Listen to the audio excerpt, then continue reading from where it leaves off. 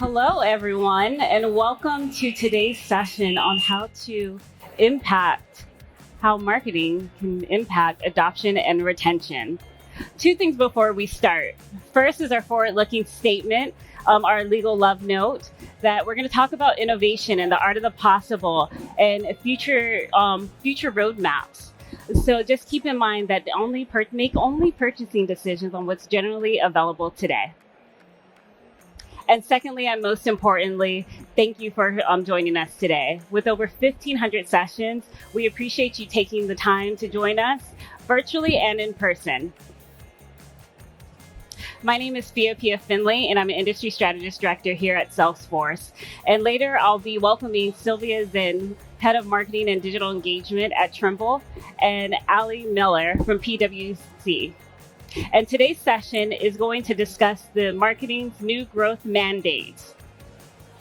New growth mandate, how to drive adoption and retention. So today's session is going to talk about the marketer's new growth mandate, driving adoption and retention. We're also going to discuss marketing trends, what's going on in the tech industry, what marketers are paying attention to, and what the data is telling us. And then we'll dive into PwC and Trimble's transformational journey. As marketers, we've had a lot of challenges. And one of the biggest challenges is the access. More than ever, we have more access to data, customers, and driving customer engagement. However, when it comes to being able to access that data, there's been challenges. And a few of the challenges are coming from the fragmented data and silos. A recent Salesforce trend report, 76% of marketers have said that fragmentation has made it really difficult for them to understanding their customer. And 65% of them have stated that adoption and retention are their most important KPIs this year. Meanwhile, 85% of CMOs have agreed that AI will redefine how they will engage with their customers. Unfortunately, only less than 50% have been able to operationalize it. That's proof that although our systems have gotten smarter, the disconnections have made it difficult for them, and it's key for connection. And that's what the gap that PwC and Trimble has set out to close. The gap that PwC has set out to close. They were able to drive a growth engine by connecting their data, workflows, and AI together. And with that, I'm excited to bring PwC, this year's Partner Innovation Award winner, and Trimble. And together we'll discuss their incredible work they've done to transform their company. Hi, Sylvia. Hi, Ali. Hi. Thanks for having us. Of course, it's a pleasure to have you both. And congratulations again on your Innovation Award. Oh, thank you. Both of you. We're excited. Yeah, so Sylvia, can you share what prompted Trimble to embark on this transformational journey? What challenges were you facing with the customer lifecycle, including adoption and retention? Yeah, so Trimble is a large global technology company that sits underneath the surface a lot of the time, powering a lot of industries that really impact our day-to-day life. And part of our growth strategy has really been tied to acquisitions, but with a lack of integration. So when you think about those two elements combined, we were left with a large amount of data silos, disconnected data across the entire customer lifecycle. And what this was translating to was customers telling us consistently that we were difficult to do business with. And this showed in our data. We knew we had to change this. So this is what really made us embark on this marketing transformation journey, where we really wanted to start to connect our data, our systems, get rid of our bloated technology and our systems overall. Well, you chose the best partner. Trimble has a history of long innovation, of course, recognized by this year's Partner Innovation Award. So how did you approach solving these challenges for PwC? For Trimble. So I think first and foremost, our approach was really to bring business and technologists together. And so focusing on really what customer signals matter, where do they come from, what action should they drive, how do we personalize them to really deepen the engagement with customers and extend the value. And in terms of approach, we really also anchored very much on our customer transformation framework, which looks at people, process, data, and technology. And we started with a maturity assessment, understanding what were the gaps to leading practice, and then making sure that we map the current state against this vision. So from there, we really built a unified MarTech architecture on Salesforce, and we simplified the tech stack, enabled measurable journeys across marketing, sales, and success. And as an example, those cross-functional handshakes were critical because if you think about a customer who's coming up for renewal, you really need to understand whether you're dropping that customer into a basic nurture flow or whether you're dropping that customer into a save play. Maybe they're at risk. Or conversely, maybe that customer is talking to success about some other challenges that they're having that could be solved with a different product that you could provide that customer. And therefore, you want to drop them into a cross-sell play. So all of that can really only be understood when you start listening to signals and act on them. Mm-hmm. So Sylvia, what initial signals and KPIs are you tracking to measure this process? Sure. Yeah. So this is really interesting because usually where you start in your journey is not where you end, right? You have to evolve based on what the data and where the journey takes you. So we started off in the beginning of our journey really focused on standard metrics, lead to opportunity, engagement metrics, nurtures, what you see happening in marketing campaigns. But what we saw was opportunities to evolve.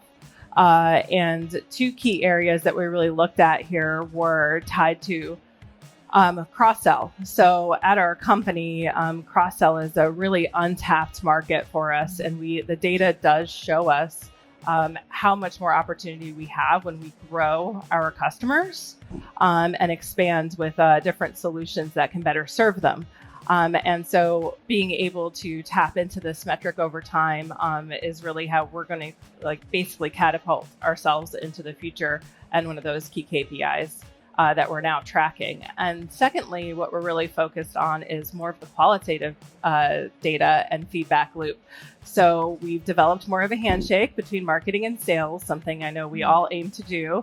And really what we're doing with that is we're creating a feedback loop. That feedback loop then better serves the customer because we're kind of feeding data across our customer lifecycle in a way that we never could before through the data that we're now capturing through this united data platform.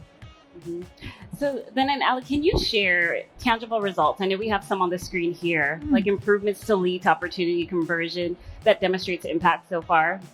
Yeah, happy to. Listen, we're super excited. I mean, we're very much in the early innings yet, still on this journey, but we do feel like we've got compelling value. That much is being uncovered. So just to walk you through a couple of these metrics, but before I do, I think the one important point to cover is for us, it's not just been about optimizing for marketing. It's really been about optimizing between the seams of marketing and sales. And so, I liken it to, you've got to optimize the catcher's mitt just as much as who's sending that lead. And so the results that we have really been derived based on focusing on that intersection point between the two functional groups or between success as well. And, you can see here that we've doubled qualified leads. We've doubled lead throughput, basically through accelerating qualification with automation. We've also seen an increase in higher quality leads with higher conversion. We got a 15-point increase on conversion right off the bat. And we're seeing our lead leakage reduced by 25% as well. I think when you see some of these base metrics start to move, all of the bigger metrics move in concert as well. And so you can see that we also got 2.5x new logo deals, as well as 40% reduction in sales cycle, and then a 60% increase in year-over-year bookings. So bottom line for us, it's been faster qualification, shorter sales cycle, higher engagement rates. And the other perhaps surprising aspect was we reduced licensing costs significantly because we consolidated on tech stack and we moved out of a different solution onto Salesforce Marketing Cloud. And that yielded significant cost savings as well. So it's really been a journey of efficiency as well as growth. So in addition to consolidating data and connecting your systems, it seems like it's also identifying the right systems and tools that are needed to get these desired results as well. Yeah. So Trimble has talked about a revenue flywheel. What does sustaining growth look like for you as adoption and retention strategies mature? Yeah. So whether or not you're tracking it, your customers are giving you data across their entire life cycle every day. They're interacting with you and your brand. And when you're not capitalizing on that, you're missing opportunities across the entire life cycle. So when we think about the revenue flywheel, for us, it's all about these different data points that touch your entire customer life cycle. And what can you gain from the data that you are tracking to create that holistic customer experience all the way from awareness through adoption, renewal, et cetera.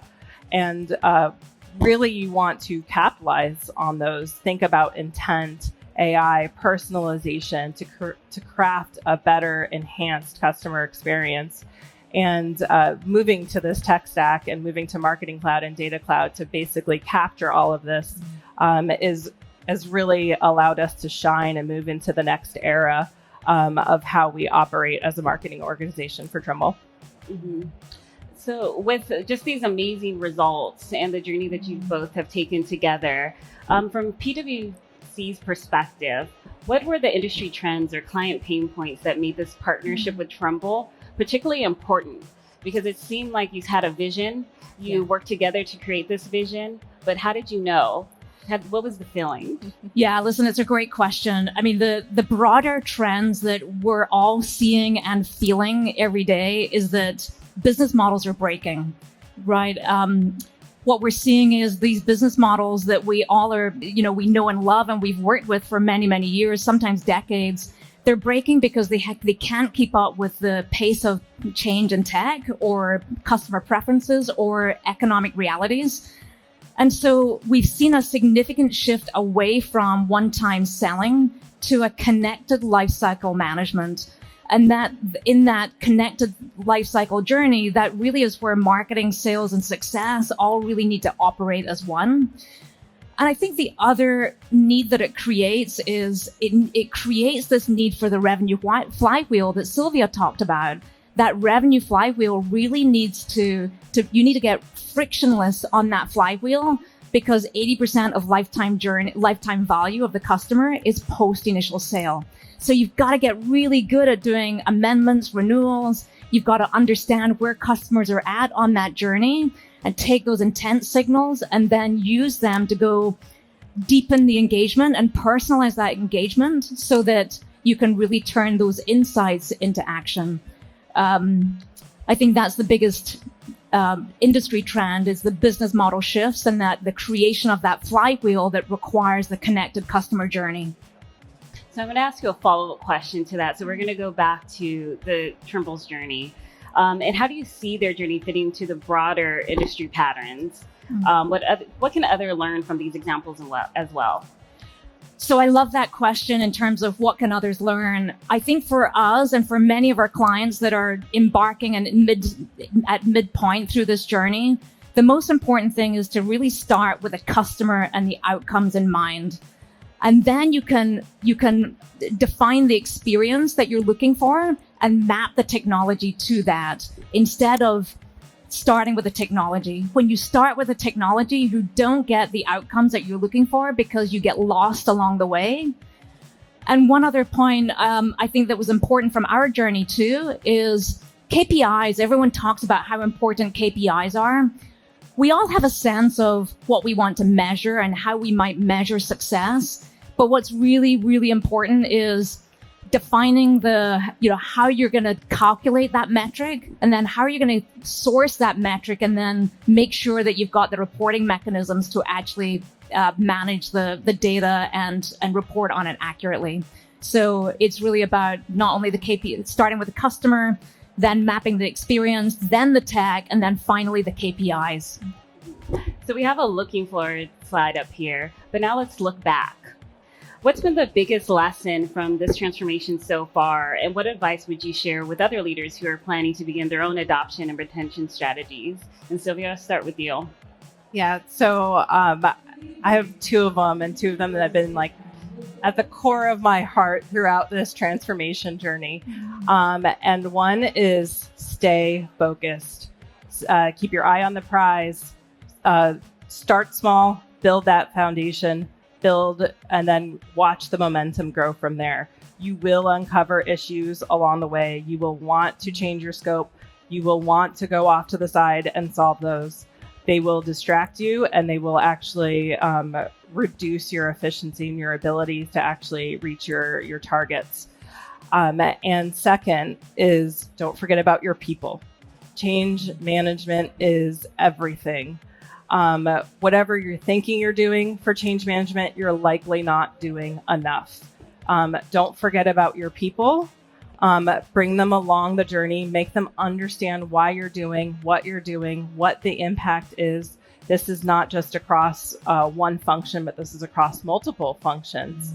Marketing, sales, if you bring people along that journey, they're going to become your advocates. They're going to become your change agents, and you will build momentum together and achieve results together. Of course, this will impact your customers. This will create a better experience across their entire customer lifecycle, all the way through, and create more powerful customers for you and your organization.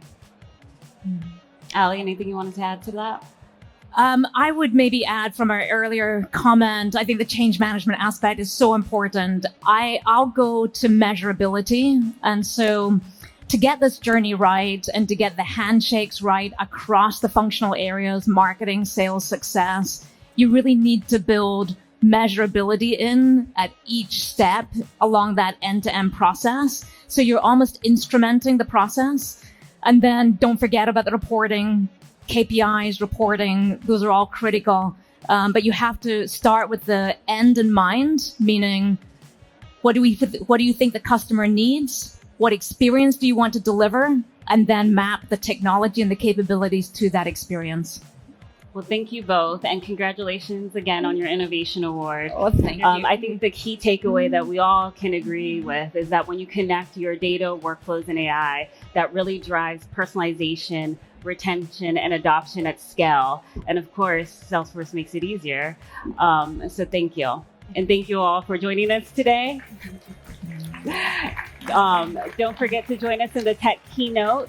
And if you would like to see the full tech trend report, we also have a QR code there as well.